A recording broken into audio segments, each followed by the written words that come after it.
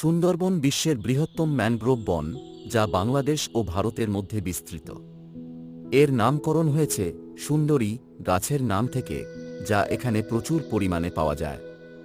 সুন্দরবন বাংলাদেশের দক্ষিণ-পশ্চিম অংশ এবং ভারতের পশ্চিমবঙ্গের দক্ষিণ অংশে অবস্থিত।